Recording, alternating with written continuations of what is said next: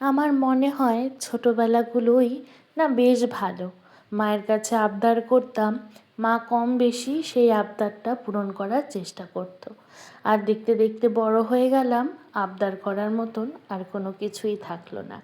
এখন না মেয়ে মাঝে মধ্যেই আবদার করে, মা এটা করবে, মা ওটা করবে। হয়তো সব কিছু তার আবদার পূরণ করতে পারি না ঠিকই, তো আজও আবদার করেছে মা একটু পরোটা বানাবে।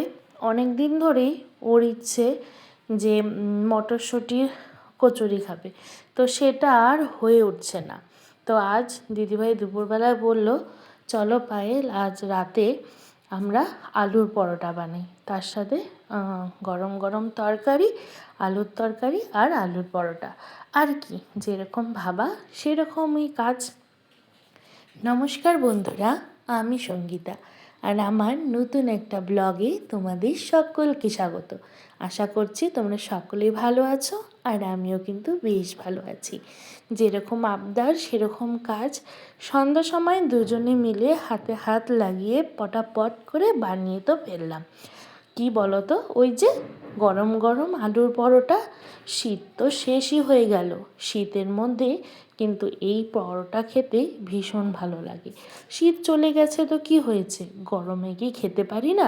অবশ্যই খেতে পারি। সেই জন্য আলুর পরোটা বানিয়ে রেডি করে এসে তারপর মেয়ের স্কুলের ব্যাগ গোছানো শুরু করলাম। আসলে যত কাজই থাকুক না কেন, তার দিকে ধ্যান দেওয়া আমার প্রথম কাজ, তাই না? তো তারপর মেয়েকে নিয়ে ওর বইগুলো গুছিয়ে ফেললাম।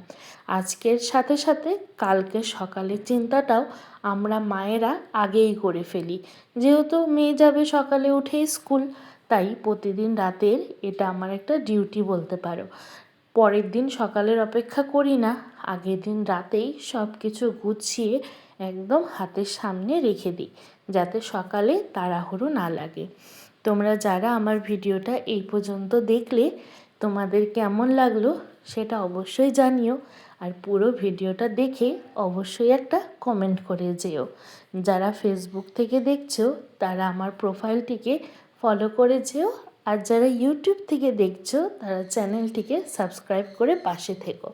তাহলে চলো আজকে বিদায় নিচ্ছি, দেখা হবে কিন্তু আবার নতুন একটা ভিডিওতে, নতুন একটা দিনে।